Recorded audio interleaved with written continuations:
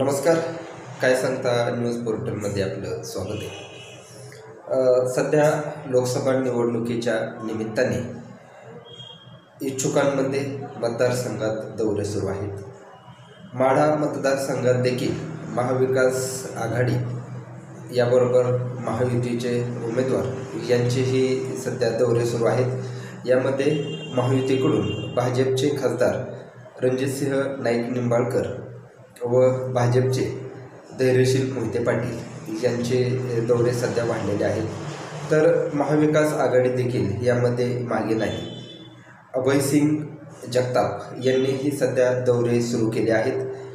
हे दौरे सुरू असताना नेमकी उमेदवारी कोणाला मिळणार हे तर पाहावे लागणारच आहे. यामध्ये गंमत अशी झालेली आहे की माजी आमदार जयवंतरावजी जगताप करमाळ्याचे ते माजी आमदार आहेत. जगताप गटाचे ते प्रमुख आहेत. त्यांनी तुमचं मिटत नसेल तर भाजपकडून मी लढतो असे म्हणत खासदारकी लढवण्याची इच्छा व्यक्त केली आहे. या विधानाने सध्या करमाळा तालुक्यातील राजकारणात वेगवेगळ्या चर्चा सुरू आहेत. अशा स्थितीमध्ये नेमकी उमेदवारी कोणाला मिळते ही पाहावी लागणार आहे. भाजपला रोखण्यासाठी आपण या निवडणुकीत उतरणार आहे. उमेदवारी मिळाली तर आनंदच आहे. उमेदवार नाही मिळाली तरी देखील ज्याला कोणी उमेदवारी मिळेल त्याला विजयी करण्यासाठी आपण या निवडणुकीत उतरणार आहे असे सांगत महाविकास आघाडीचे उमेदवार अभयसिंग जगताप यांनी दौरा सुरू केलेला आहे. करमाळा येथे त्यांचा नुकताच दौरा झाला आणि विशेष बाब म्हणजे त्याच दिवशी भाजपचे धैर्यशील मोहिते पाटील यांचा देखील करमाळा तालुका दौरा होता. या दौऱ्यावेळी त्यांनी माजी आमदार जयवंतरावजी जगताप यांची भेट घेतली. या भेटीमध्ये करमाळा कृषी उत्पन्न बाजार समितीच्या कार्यालयात त्यांची ही भेट झाली. या भेटीवेळी जगताप आणि धैर्यशील मोहिते पाटील यांच्यात चर्चा झाली. तेव्हा त्यांनी जर तुमचं मिटत नसेल तर मी भाजपकडून निवडणूक लढवतो असे म्हणत इच्छा व्यक्त केली आहे. मोहिते पाटील आणि माजी आमदार जगताप यांची ही जी भेट आहे ही भेट नियोजित होती. या भेटीमध्ये त्याच्या अनेक विषयावरती चर्चा झाली. त्याचं कारण गेल्या बाजार समिती निवडणुकीमध्ये करमाळा तालुक्यातील बाजार समिती बिनविरोध झाली. या बाजार समितीची बिनविरोध निवडणूक होण्यामध्ये मोहिते पाटील यांचा रोल महत्त्वाचा होता. त्यांची मध्यस्थी यामध्ये खूप महत्त्वाची ठरली होती आणि त्यांच्या मध्यस्थीमुळे करमाळा तालुक्यातील एकमेकाचे कट्टर विरोधक असलेले माजी आमदार नारायण पाटील यांचा गट याबरोबर बागल गट हे दोन्ही गट एकत्र आले.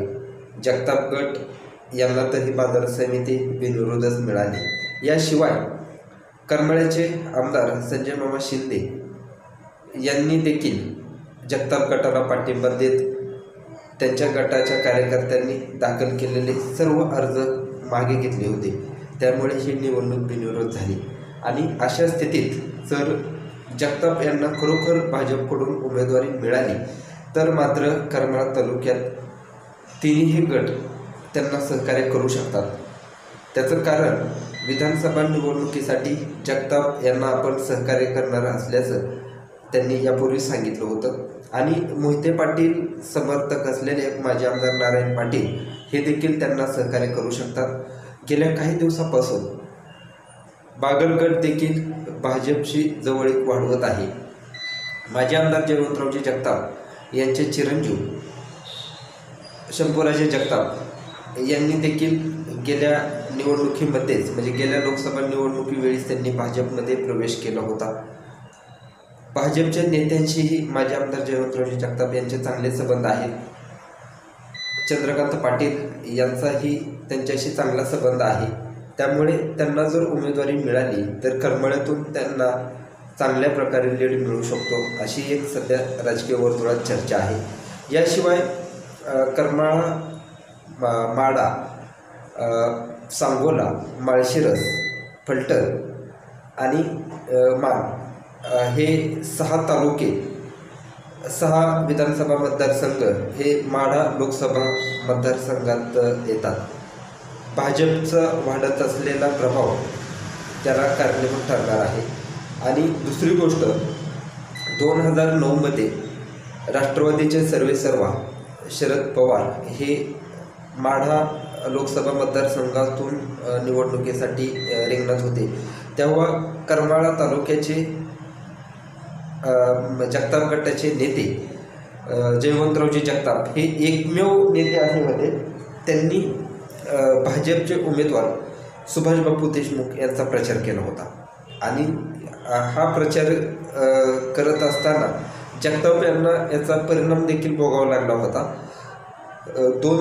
गेल्या महिन्यात दहेगाव उपसा सिंचन योजनेचा बंधनलिकेच्या भूमिपूजनाचा कार्यक्रम झाला. त्या कार्यक्रमात माजी आमदार जयवंतरावजी जगताप यांनी जाहीरपणे याबाबत वक्तव्य केले होते. ते म्हणाले होते, मी जर त्यावेळेस पवारसाहेबांच्या विरोधात गेलो नसतो तर मी आमदार झालो असतो. म्हणजे त्यावेळेस माजी आमदार श्यामलताई बागर या बागर गटाच्या आमदार झाल्या होत्या. त्याचा परिणाम त्यांना भोगावा लागला होता. म्हणजे पवारांच्या विरोधात उतरणारे करमाळा तालुक्यातले एकमेव ते आमदार होते. त्यामुळे जगताप यांना जर उमेदवारी मिळाली तर त्यांना निश्चितच येथून फायदा होऊ शकतो. याशिवाय परिसरात असलेल्या तालुक्यांमध्ये देखील जगताप यांचा सुरुवातीपासूनच सर्व नेत्यांचे चांगले संबंध आहेत. परिचारक यांना विधान परिषदेत आमदार करताना जगताप यांनी खूप मोठी मदत केली होती. त्याचाही फायदा त्यांना होऊ शकतो.